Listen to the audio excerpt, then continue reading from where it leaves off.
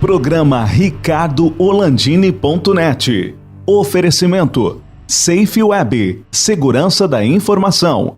Exatron, produtos inteligentes. Finger Móveis Planejados, o design europeu com a precisão alemã. E Restaurante Prince. Apoio D1 Telecom, a internet mais rápida do estado. E Publivar On.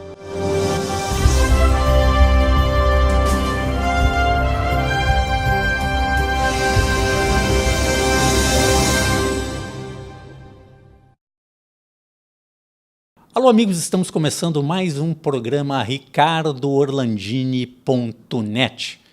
Comigo, um amigo de anos, grande amigo.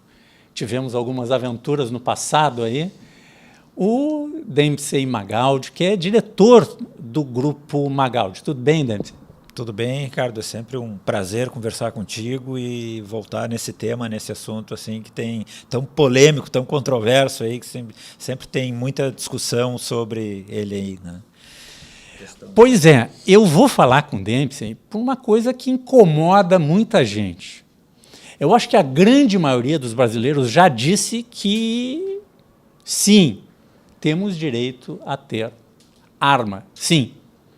Não estamos defendendo, e nem o Dempsey defende, que qualquer um tenha arma, que todo mundo tenha porte de arma, que a gente tenha algum sistema parecido com os americanos de comprar qualquer tipo de armamento, e ele, inclusive, vai explicar como é que é realmente lá nos Estados Unidos, não as lendas televisivas, né, e as pesquisas que se faz, né, do tipo, você é a favor ou contra que qualquer um tenha porte de arma?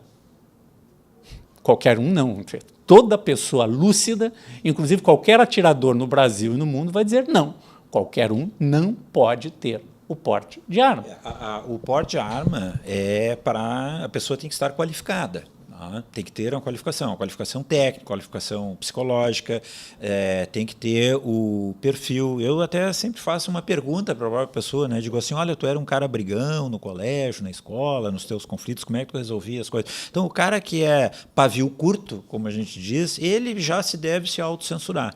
Eu já acho que ele não deve nem pedir o porte de arma. Então, ser um cara brigão, ser um cara que briga no trânsito, ser um cara que sai na noite, briga e já é um cara assim de conflito, então ele já pode se autocensurar que vai ser uma boa para ele, né? Não é uma boa ele estar com o porte de arma. O porte de arma ele pode expor, inclusive, a vida dele também, de terceiros, etc. e tal, ou usar numa situação não cabível. Mas a gente defende o porte de arma para as pessoas que estão devidamente qualificadas e que estão aprovadas no nosso sistema, que não é o americano, o nosso sistema que exige qualificação emocional, ou seja, a pessoa tem que ter o equilíbrio emocional e tem que ter a qualificação técnica. Então, sem essas qualificações, né, são pré-requisitos essenciais.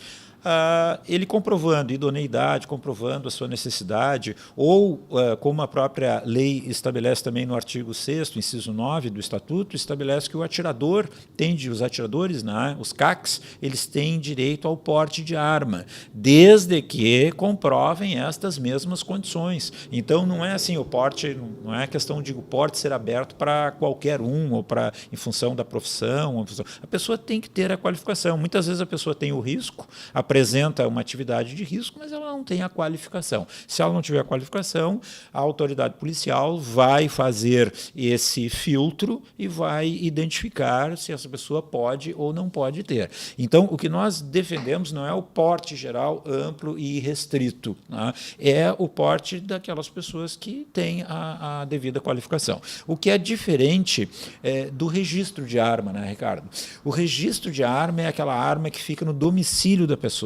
Então, que a pessoa vai... É outra polêmica isso aí, que criaram uma situação esdrúxula aqui no Brasil.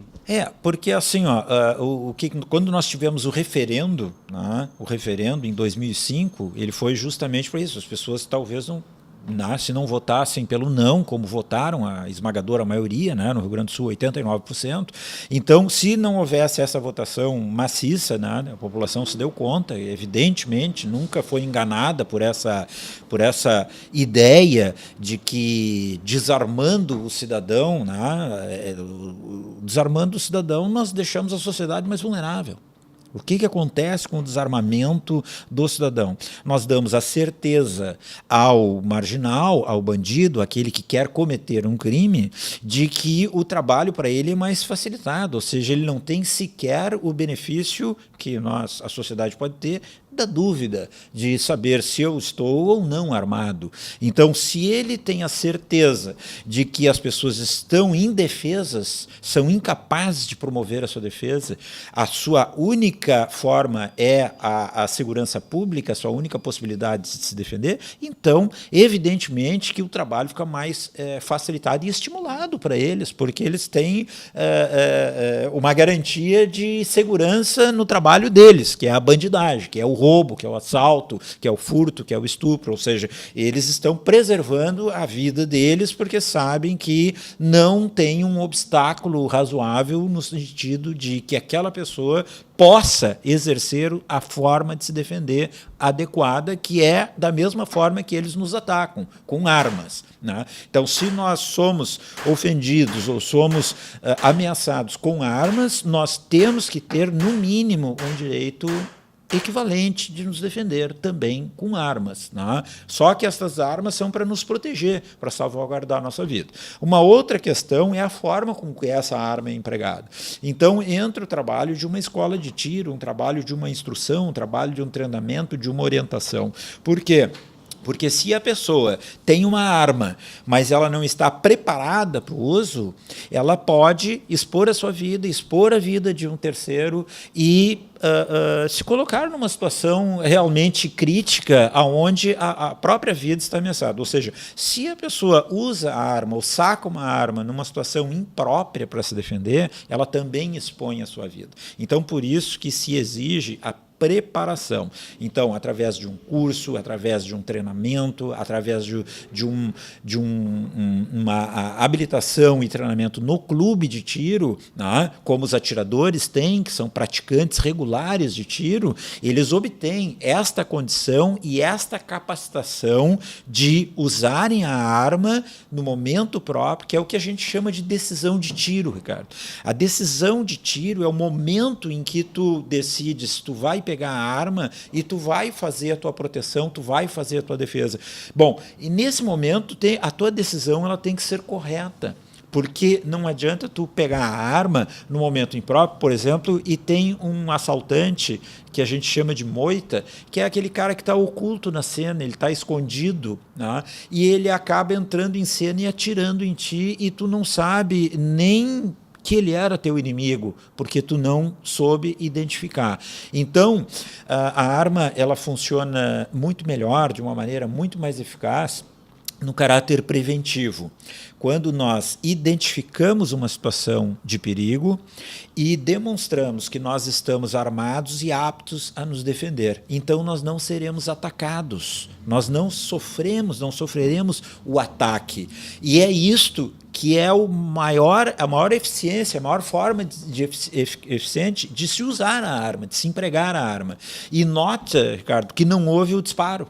Não houve o confronto, a necessidade do confronto. O confronto ele até pode haver, né? Mas ele deve ser considerado uma situação excepcional, uma situação que não é a de regra. Agora, as pessoas sempre lembram do emprego da arma num tiroteio, num confronto, num conflito. Num conflito, geralmente, o bandido leva vantagem. Por quê? Porque nós somos uma vítima que ele escolhe, né? Ele surpreende a vítima, e então ele tem esse fator a seu favor, e ele tem a logística, porque ele arma a situação, arma a emboscada e prepara a situação. Então, ele tem o apoio do parceiro dele. Então, depois que o desfecho de uma situação ela já foi tomada, que tu ouviu aquelas palavras, perdeu, caiu, e ele já está com uma arma apontada para ti, não se aconselha de forma nenhuma, não é efetivo, mesmo para quem tem o porte, mesmo para quem tem o treinamento, partir para o confronto. Por quê? Porque é uma situação de desvantagem, é uma situação desigual. Eles estão em superioridade e eles já têm a iniciativa de estar com uma arma apontada para ti. Então, o que se aconselha aí? Aí tu perdeu, estando ou não com a arma. Agora, qual é a vantagem, então, de ter a arma? É, vislumbrando a iminência do ataque e tu demonstrar que tu está preparado, que tu está apto, que tu pode te defender. Provavelmente tu não seja um alvo preferencial, tu não seja um alvo fácil, então tu não vai ser escolhido, tu não vai ser eleito a bola da vez. Então este é o papel principal da arma. A arma protege a arma usada como um repelente de mosquito. Então, bom, o mosquito não vai porque tem o repelente, então ele não ataca. O ladrão não vai porque o repelente é a arma. A arma está ali demonstrando a capacidade que aquela pessoa tem de se defender. Então, ela não é uma presa fácil. Eles procuram oportunidade e facilidade. No momento que eles encontram essa fragilidade na vítima, eles podem agir.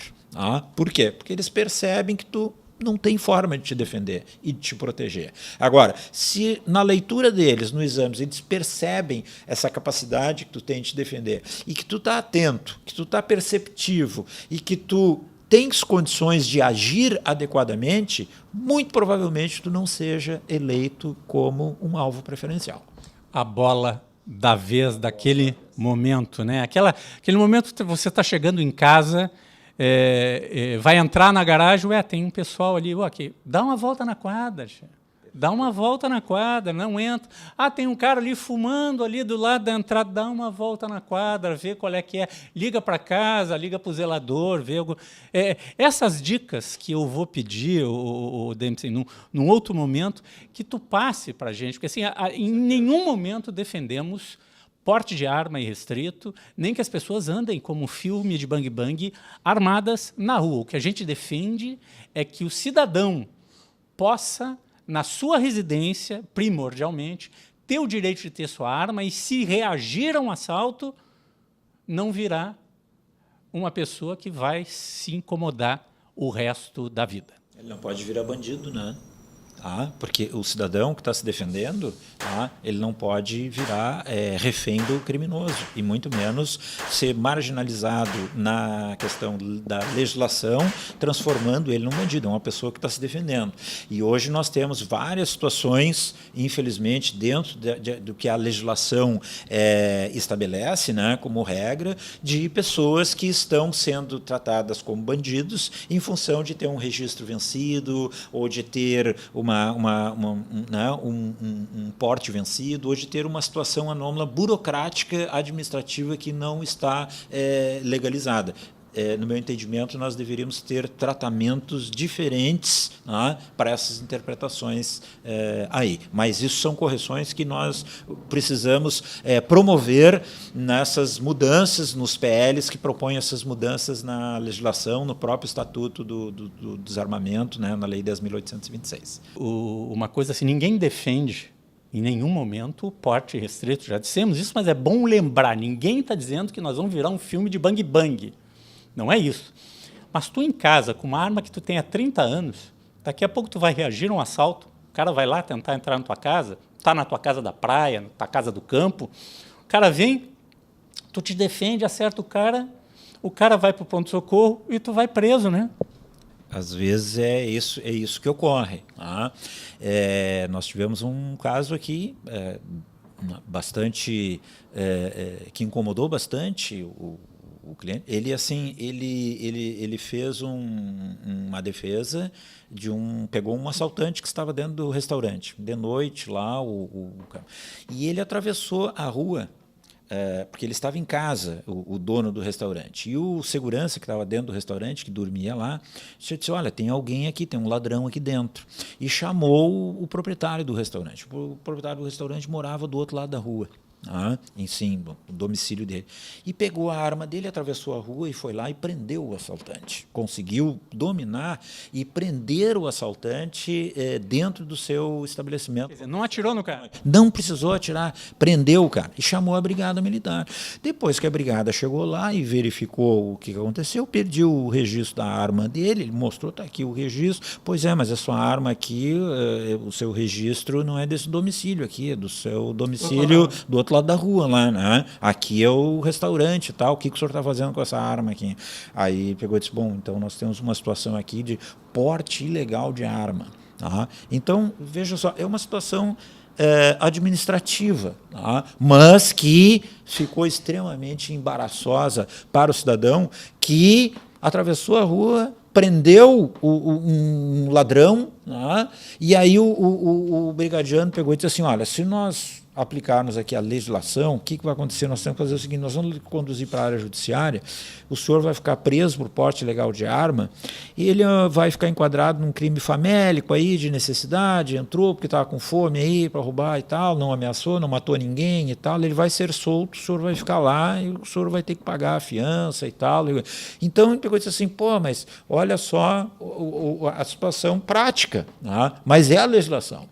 O juiz, o promotor, o delegado, essas pessoas, autoridades, elas não têm culpa, elas têm que empregar aquilo que a lei determina. O que nós temos que mudar é a legislação, adequar a legislação a esta realidade para não termos esses tipos de situação, colocando pessoas idôneas, né?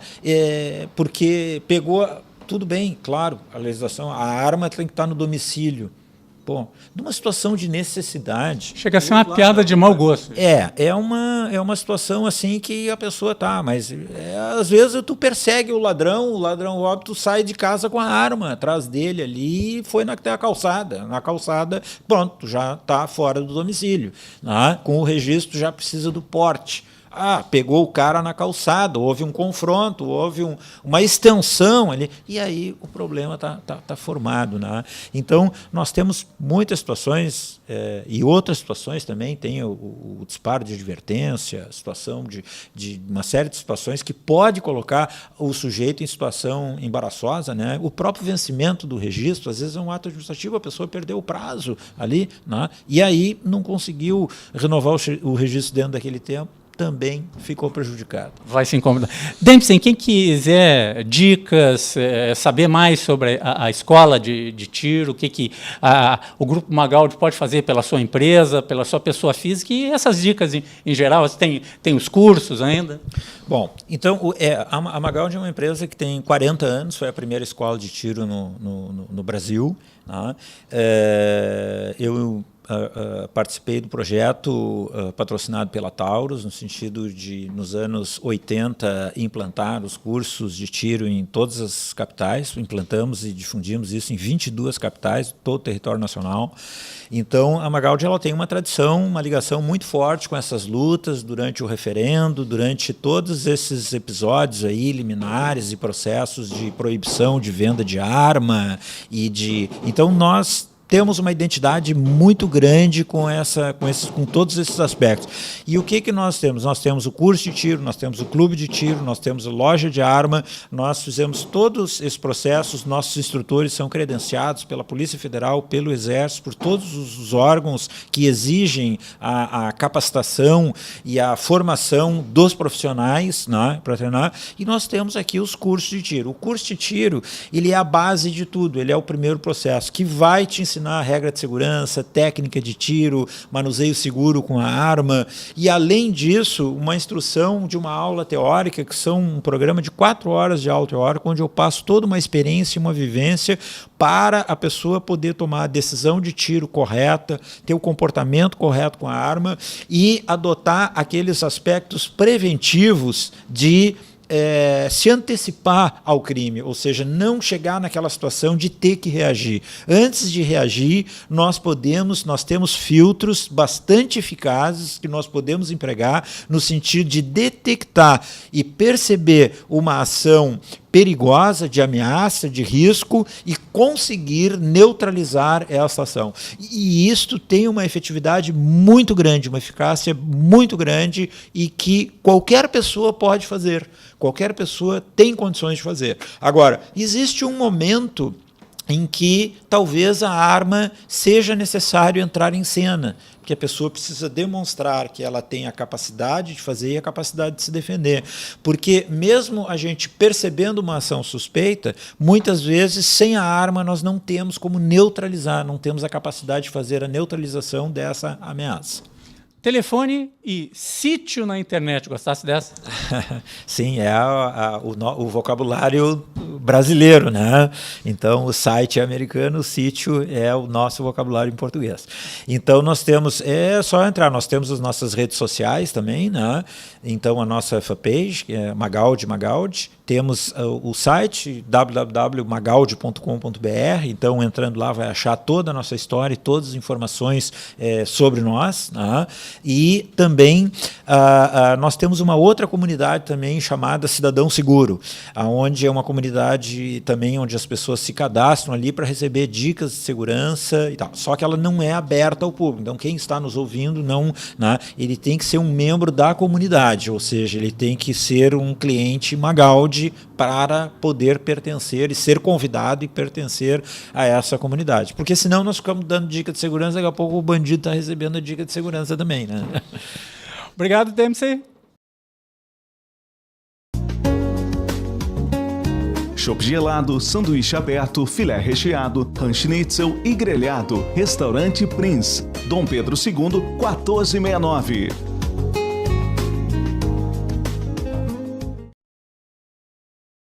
Alô, amigos, mais uma vez está conosco o Luiz Carlos Zancanella Júnior, que é diretor vice-presidente da SafeWeb e também é o presidente do Instituto SafeWeb, um instituto extremamente importante que se preocupa com o meio ambiente aqui em Porto Alegre, com essa ação maravilhosa no Arroio Dilúvio, aí, que está tirando toneladas e mais toneladas de lixo criado por nós e dando uma lição de reeducação na área de meio ambiente para todos os brasileiros, não só para Porto Alegre, nem o Rio Grande do Sul, para todos os brasileiros, se engajando também em outras ações voltadas à defesa do meio ambiente, de um bem precioso e finito, que é a água. Muita gente acha que a água brota. Não, a água não brota, gente.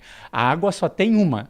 Ela vai e volta, é a mesma água. Se alguém vier e roubar a água e levar para o espaço, ficamos sem água porque ela não se cria de novo. A água que tem no planeta Terra é finita, é essa que tem.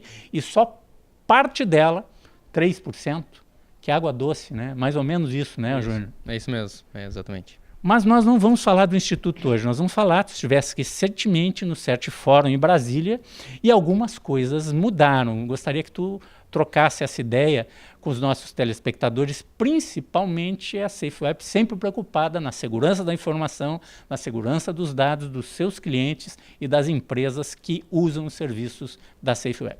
Perfeito. Então, bem-vindo aos telespectadores. Nós estivemos faz em torno de 15, 20 dias lá em Brasília, no CERT Fórum, né? Que é o maior fórum do Brasil de certificação digital, que é organizado pelo próprio Instituto Nacional de Tecnologia da Informação.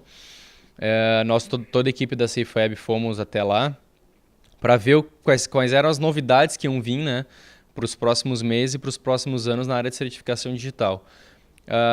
Principalmente a parte da Resolução 130, que é uma resolução que foi aprovada há pouco tempo aí pelo ITI, pelo Comitê Gestor, que muda e muito algumas regras que hoje são de praxe da certificação digital, né? Uma das regras, por exemplo, é a validação presencial externa, né? Hoje é sabido que existem ARs, existem entidades na ICP Brasil que trabalham 100% das suas validações com externa, né? O agente de registro vai até o cliente para fazer o certificado digital.